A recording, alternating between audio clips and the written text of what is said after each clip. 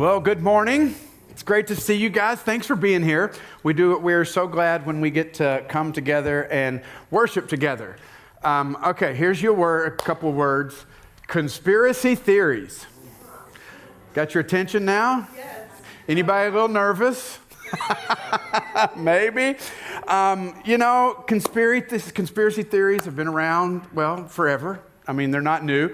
You go back even to the Gospels and the resurrection of Jesus, and they're trying to explain away the resurrection, and they're like, oh, we'll tell them that the body was stolen, and that kind of stuff. So conspiracy theories are nothing new, but as I was kind of exploring this topic this week, I discovered there was a stat, and I thought, this is crazy to me. Recent data shows that about 50% of Americans believe at least one discredited conspiracy theory. All right, 50%. Let's divide this room about right here, right? So which side is it? Which one's pointing fingers at the other side? Let's mock them. No, I'm just kidding. Isn't that crazy to think about, though? 50% believe at least one discredited conspiracy theory? I mean, there's some crazy ones out there, too, right? I mean, if you begin to dig into this, from the possible and plausible to the outlandish, I will say sometimes it's kind of difficult to know what to believe, isn't it? I mean, look at some of these theories that we found on the internet. Maybe, hopefully, some of these can be put to rest. So, like, number one, the conspiracy, this is kind of the original conspiracy theory, right, for Americans. It's like up there with, like, who killed JFK. The U.S. didn't land on the moon. This is like and so if you believe this, I'm sorry, I'm going to mock you a little bit. No. This is a conspiracy theory. It rose in the 70s after the 69 Apollo moon landing.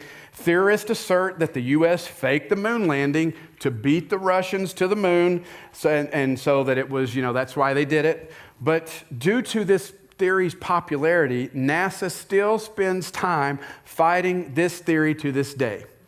Your tax dollars hard at work. There you go. That's tough right there, right? Theory number two, here's another one. I didn't know this one. Beatles singer Paul McCartney died in 1966. Anybody know that? No.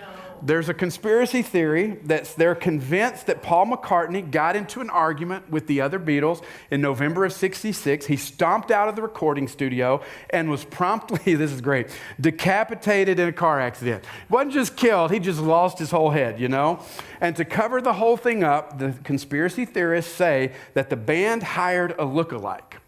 However, Paul McCartney still asserts that he is very much alive today. But really, do we really know? Here's another one. This one's just beyond what I can imagine. Too much television and sci-fi here.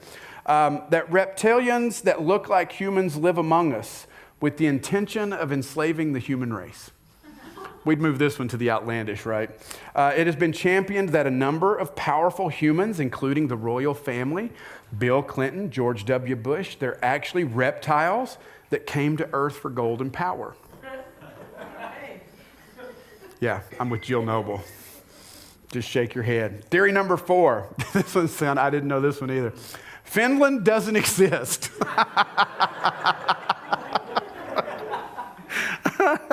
This one cracks me up. Liz Pavey helps me put some of these together. She found these for us. This was great.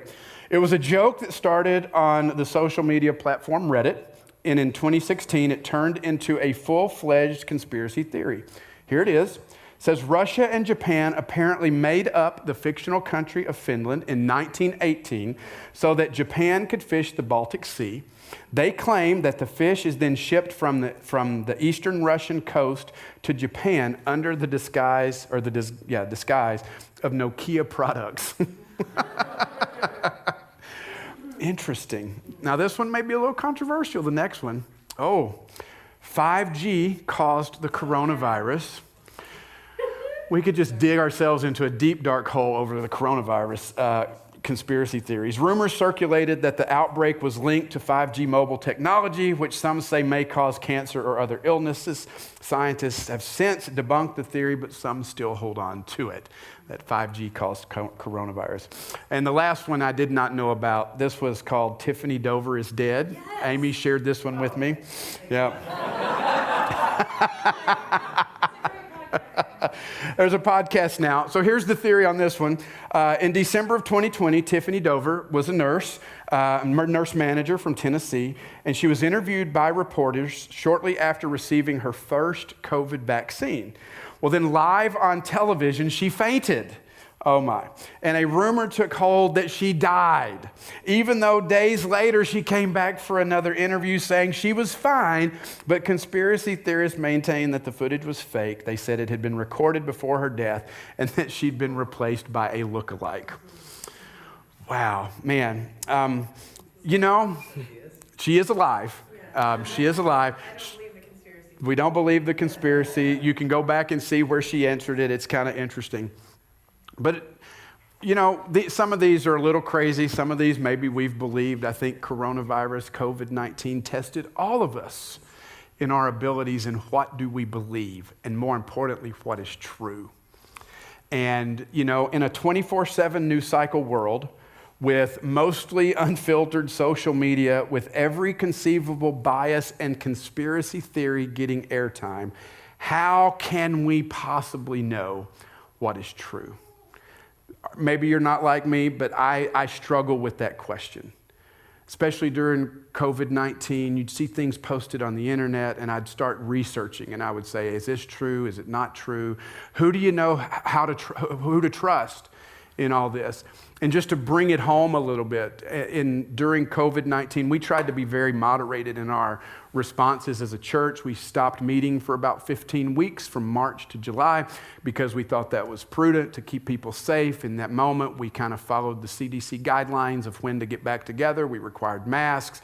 And in the the late 2020, when the CDC changed their guidance to say if you'd been vaccinated, mask moved to kind of that recommended state. That's where we went. We actually had an individual who went to church here come to us as staff and said, I'm leaving your church.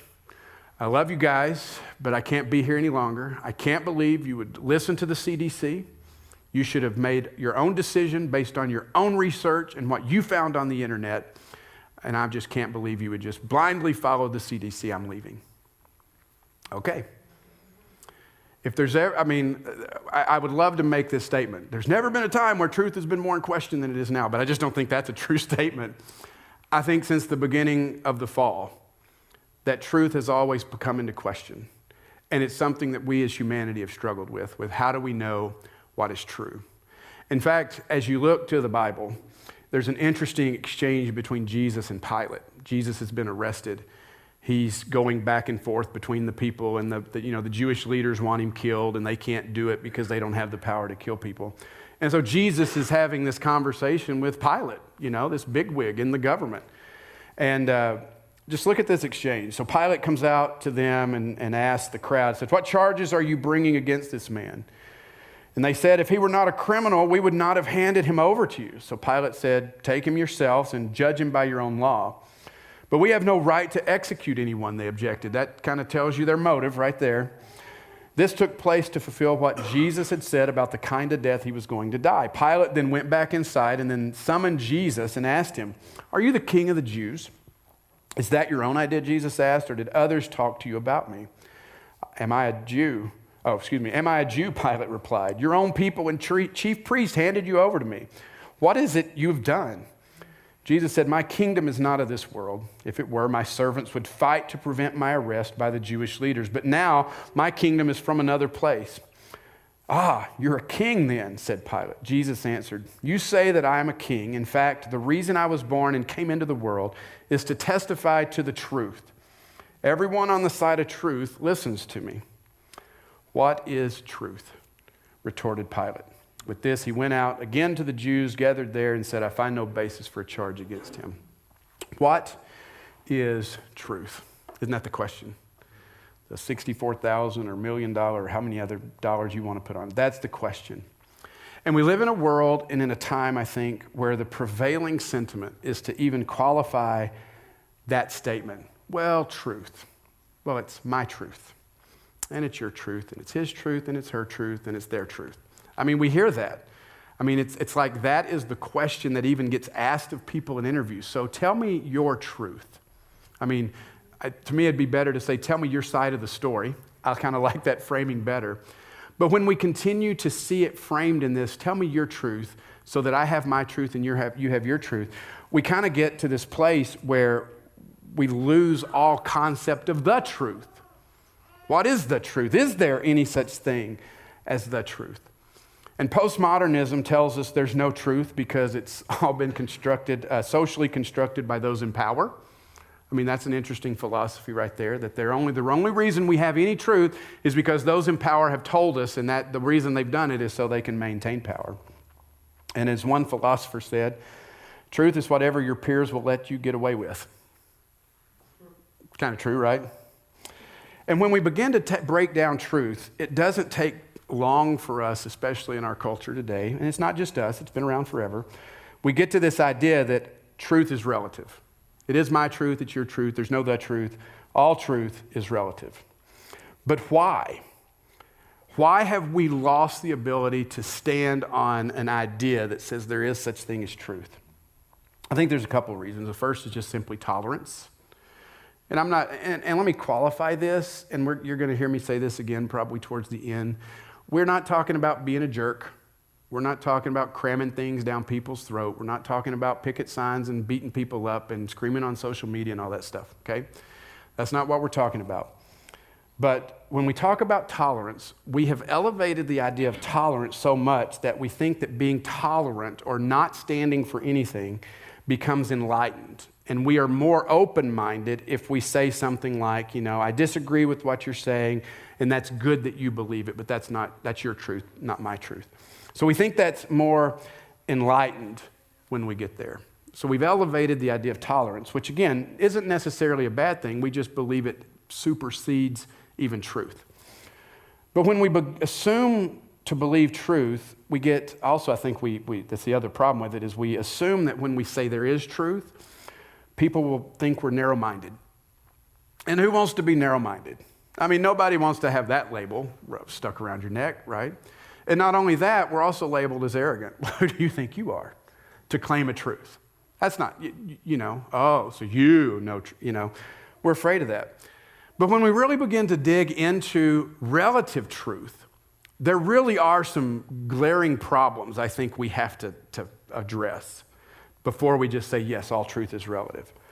Because believe it or not, that statement that all truth is relative is a self-refuting statement, right? I mean, to say there is no such thing as absolute truth is an absolute statement. I mean, I don't know how to make it any clearer than that. It's self-refuting. And so, yeah, enough said. The second one is simply this: no one really lives this out. No one really lives out the relative truth that we claim to hold to. Two examples of this. If we say truth is relative and my truth says it's okay to slap you, and I do, you can't look at me and say, that's wrong. Because I'll just look at you and say, well, that's your truth. My truth said it was good and fun to slap you. And take this to the nth degree. We can't judge the Holocaust as being evil because that was Hitler's truth. And we can't judge 9/11. It just becomes a rational expression of someone's faith. That is their truth. But we all would say that's crazy. So no one truly lives this out. Another example I heard a pastor share is this. If you and I are standing in the middle of a dark highway, no lights around at all, and we're in the middle of the road, and we see two lights start coming towards us. And I look at it and I go, that's a car. We should get out of the way. And you say, that's not a car. That's two motorcycles. We should just stand in the middle of the road and they'll miss us. What are we going to do? Are you going to stay in the middle of the road hoping you're right? No. No one lives out the relative truth because in the end, one of us will be right. One of us will figure out whether it's a car, motorcycle, and I'll live because I moved to the side of the road and you won't because you didn't. There's a truth there. We both can't be right. Nobody, I believe, really believes all truth is relative, or they don't live it out. I mean, we believe in right and wrong at some level. We believe children being trafficked is wrong. We believe genocide is wrong. This isn't possible if truth is relative. Another issue we have to deal with is we say it's narrow-minded. But realistically, all truth is narrow, isn't it? When you really get down to it, all truth is narrow. Even those that say all truth is relative, it's a narrow expression. And they would say anybody outside that vein of belief is wrong. I mean, when you think about it, truth is narrow. 2 + 2 equals 4. Exactly. There's only one right answer. It's not even 4.00001. The answer is 4. But what's interesting is that there are an unlimited number of potential wrong answers to that question. So when you gauge what we call truth in view of all the other things, yeah, it's pretty narrow. All truth is narrow, you know? And then the last problem, I think, with relative truth is just simply this. We assume that for something to be true, it means we have to believe it. I saw an example yesterday of this. If I'm called you and I say, hey, my computer is purple, do you believe that? Does it matter? If my computer is purple and you go, I don't believe you have a purple computer, does it change the truth? No. Truth is truth whether people believe it or not. And I think that's kind of some important stuff that we have to remember. And so when it comes to deconstruction, I hope you see why this becomes such a big topic. Because everything becomes truth and then nothing is truth. And it's easy to see how when you begin to take apart those Jenga pieces of our faith, and you could see that it could easily fall into this rubble of relativism. What is truth? The question that Pilate asked, I think many of us are asking today. Now, I think Pilate dealt with it in a very dismissive way, evidenced by the fact that he just kind of dismissed it and moved on afterwards. But let's wrestle with that question a little bit more this morning. What is truth? And let me put your minds at ease. We don't have to be scared of this question. For some reason, we do not let this become an attack on your faith or a thing that tears you up.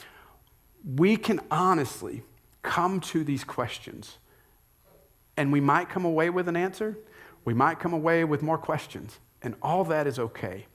Because as we began this series looking at, and we're going to talk about more today, we're going to take this back to Jesus. That's where we want to take all this back to. In the Gospel of John, we see recorded what some would call some very narrow statements that Jesus made. I mean, you look at John chapter 14, verse 6, Jesus is talking about leaving the disciples. And he says, hey, we want to know where you're going. And he looks at them and he says, I am the way, the truth, and the life. No one comes to the Father except through me. Now, I don't know about you, that's a pretty narrow statement. Doesn't give a lot of room.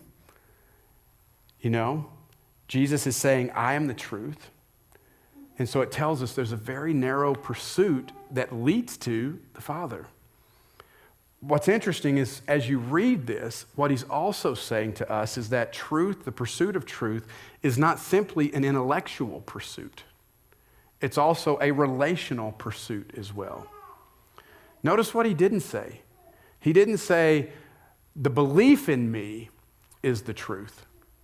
He didn't say the Apostles' Creed, the Nicene Creed, or the Baptist Creed, or whatever is the way and the truth.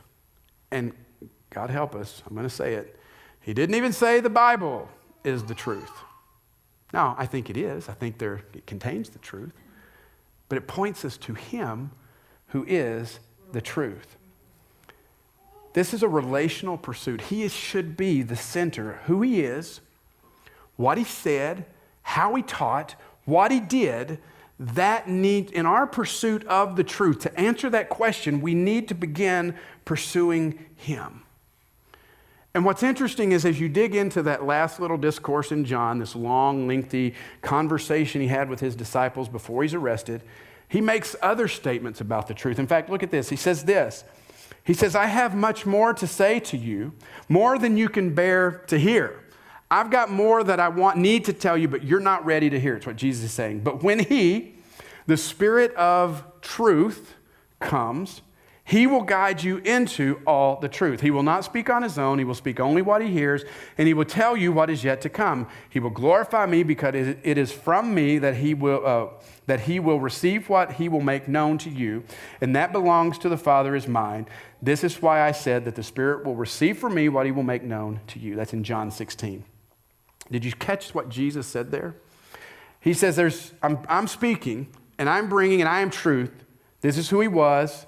This is how I lived.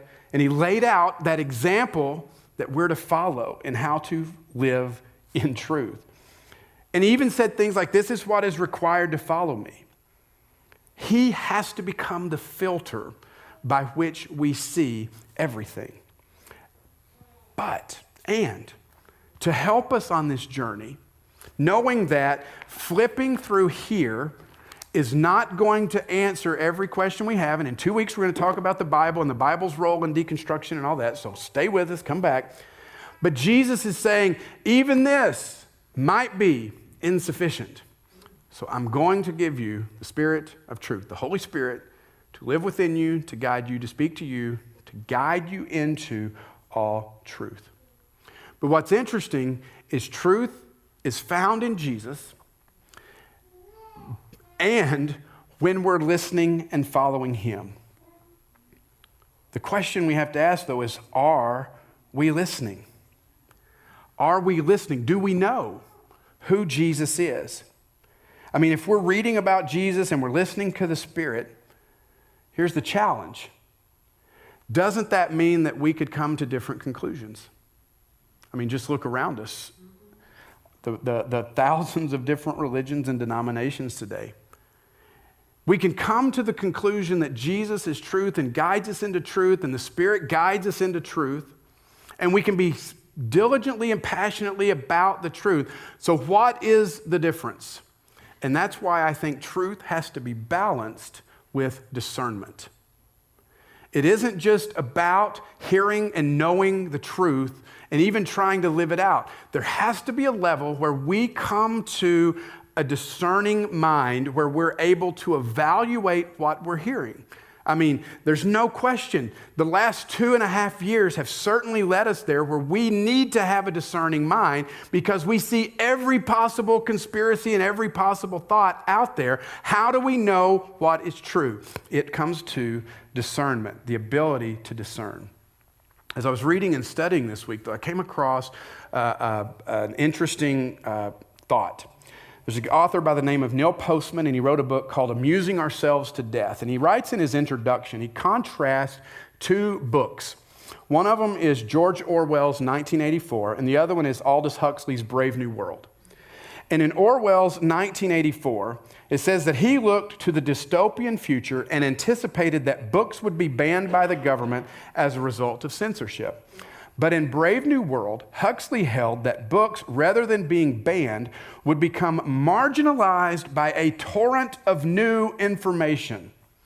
One saw the dystopian future in terms of censorship. The other saw the dystopian future as one marked by access to too much information, where one could not discern falsehood from truth because of too much knowledge and information.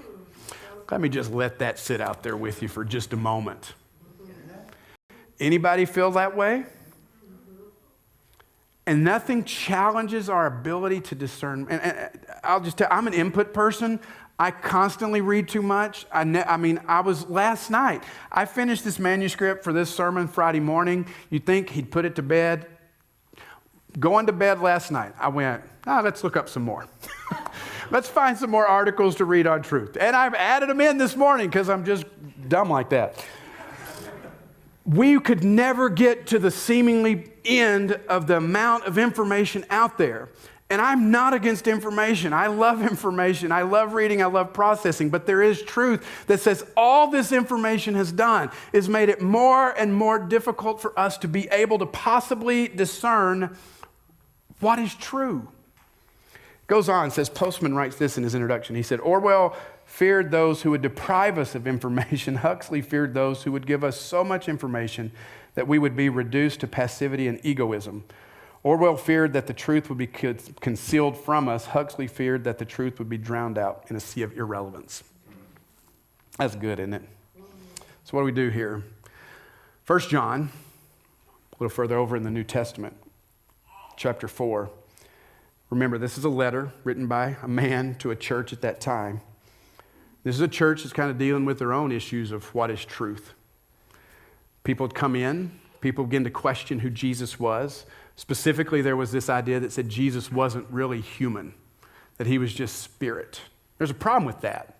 Because if Jesus was just a spirit, spirit doesn't die on the cross, and therefore it makes Jesus' whole life and ministry, death and resurrection, pointless. But here's what John says when he wrote this to them. He says, "Dear friends, do not believe every spirit." I need to repeat that. Dear friend, do not believe every spirit. I think we need a little bit of that advice and counsel today. Do not believe every spirit, but test the spirits. Weigh them is the word, the idea behind that. Weigh them, so that whether you can see whether they are from God. Because many false prophets have gone into the world. This is how you can recognize the Spirit of God. Every spirit that acknowledges that Jesus Christ has come in the flesh is from God. See what he's addressing there? But every spirit that does not acknowledge Jesus is not from God. This is the spirit of the Antichrist, which you have heard is coming and even now is already in the world. That is a powerful statement. We can't just be unthinking and accept all teaching and everything that presents itself as truth. And as one commentary I read put it, to test the spirits today will take considerable discernment and not a little courage. But we still have a responsibility not to simply accept every teaching that comes our way, but to address the challenges to truth as they happen. We have to be willing to do that. As I said, the challenge in John's day was about Jesus. Was he physically here? Was he not?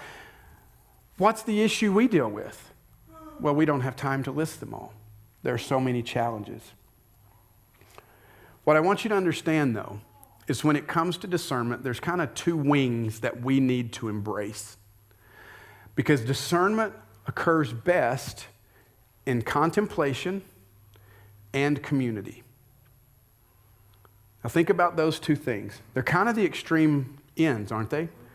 Because when you get to contemplation, what you're talking about is the action of looking thoughtfully at something for a long time. Now, with our short attention spans, we don't do this very well. We're looking for the next stimulus to put into our faces. But to contemplate means that we stop, we pause, we quiet the voices that are constantly screaming at us. And we need to step out of the echo chambers that we've created, that we want to reinforce our ideas, and we need to move to a place to allow the Spirit of God to speak to us. Now, for many of us, if it doesn't happen quickly, we just get up and move on because we're in a microwave drive-through culture. We want everything given to us quickly but we have to be willing to make space for this to happen. What we need to understand, though, about this moment is that our discernment is going to be shaped by what we allow to disciple us. What are we feeding ourselves throughout the week? That will shape your discernment process. And if this is social media, if it's a specific news channel, that's going to be the lens through which you try to interpret everything. And it's in a conversation with Steve Rogers this week, he asked this question. He says, we have to figure out, are we trying to interpret the Bible through the lens of the headlines, or are we interpreting the headlines through the lens of the Bible and Jesus? I think one of the problems of the American church is we're not even realizing the lenses through which we're even to evaluate truth. I picked up a book this week because I read way too many books and just can't help myself from buying a new one. It's a series of sermons that were put out by Chinese pastors during COVID, who they were going to have this seminar. They ended up putting it online, and they've collected all these sermons and put them together. And let me just tell you, I'm about 2 sermons in, and I don't know if I'm going to be able to finish it. The conviction is heavy because these guys are talking about things like persecution and suffering. We have no idea. And we want to sit back and fight about things that I think the Chinese church would look at us and go, I wish I had your problem. Although they'd also look at us and say, your faith isn't very real either because you really don't know what suffering's like. So, but we need to take that step back. We need to stop and say, what are the lenses through which I'm trying to interpret the things I see? If we don't, we're never going to get to truth.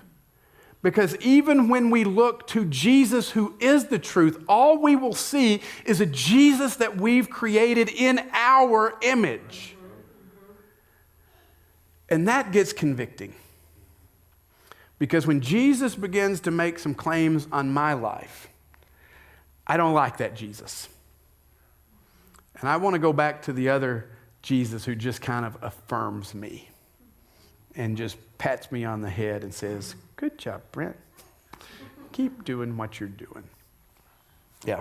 The other side of this coin is that discernment requires community. Yes, get away by yourself. Listen, quiet the voices, hear, discern, meditate on the scripture, all those things. And when you are done, come together. Find other people who are genuinely and honestly not building a church or building something for themselves, but trying to follow Jesus, whether or not they have the same label as you or not, and get together and talk about what your time in contemplation has done. Community is critical. The apostles did it. Acts chapter 15, I talked about that last week, when they're trying to figure out how Jewish you have to be a Christian. They contemplated, they came together, and they figured it out. For us, as a somewhat Baptist church, we believe in this idea of priesthood of the believers, which says we empower you to discern and listen to the voice of God for yourselves. But also, when John says here to test the spirits, he's not saying you by yourself, you singular. The letter's written to a church, a community, and that means together, you all come together. He's addressing the communal body of Christ, the church. The verbs are plural, implying that his spiritual discernment is an obligation of the Christian community. We need to be challenging one another. We need to be encouraging one another. We need to be saying, what is God speaking to you? This is what keeps our contemplation and pursuit of truth from falling too far away from Jesus. Discernment is required because not everything we encounter is truth. The first century church had to address it, and there will be times where we have to be willing to lovingly challenge those things that challenge the truth of Jesus. That's what we're talking about. Now, as I said, this whole series is really challenging for me. I love it. But as I was thinking about the idea of truth, I just had this thought. So does truth change? Does truth change? And I don't think truth does, because Jesus doesn't change if we define truth as Jesus. He is the same yesterday, today, and forever. However, our interpretation of the truth might change. And I thought about this, and then I thought about in the book of Acts, the Apostle Peter, good Jewish guy, good follower of Jesus. We wouldn't fault him for this. He has a vision one day where he sees this thing come down from heaven and it's full of animals, and God says, go kill and eat. And Peter's like, nope, I'm just a test God. I'm going to pass. No, thank you.